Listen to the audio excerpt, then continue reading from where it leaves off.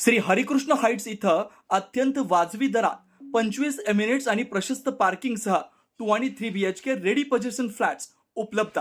बुकिंगसाठी संपर्क पार्श्वनाथ प्रोजेक्ट 9090 78 78 33।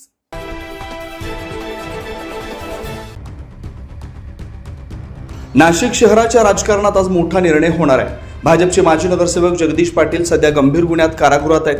त्यांच्या जामीन अर्जावर आज नाशिक जिल्हा सत्र न्यायालयात सुनावणी होणार आहे। महापालिका निवडणुकांच्या पार्श्वभूमीवर उमेदवारी अर्ज दाखल करण्याची प्रक्रिया सुरू असतानाच माजी नगरसेवक जगदीश पाटील यांचा हा जामीन अर्ज अत्यंत महत्त्वाचा ठरतोय। कारागृहात असतानाच निवडणूक लढवण्याची शक्यता असल्याने या प्रकरणाला मोठं राजकीय वळण मिळालं आहे। जिल्हा न्यायालयाने यापूर्वी जामीन अर्ज फेटाळल्यानंतर पाटील यांनी उच्च न्यायालयात धाव घेतली होती। दरम्यान सरकार पक्षाकडून त्यांच्या जामीन अर्जाला जोरदार विरोध करण्यात आला। आज होणाऱ्या सुनावणीकडे पाटील समर्थकांसह विरोधकांचं लक्ष लागून राहिलंय। तर जगदीश पाटील यांचा जामीन मंजूर झाला तर निवडणूक रिंगणातील राजकीय समीकरण बदलू शकतं। तर जामीन नाकारल्यास पाटलांची उमेदवारी अडचणीत येण्याची शक्यता। नाशिकच्या राजकारणात आजचा दिवस निर्णायक ठरणार आहे। जगदीश पाटलांच्या निकालावर पुढील राजकीय दिशा ठरणार आहे। 9 न्यूज महाराष्ट्रासाठी प्रतिनिधी अमोल वाघमोडे, नाशिक।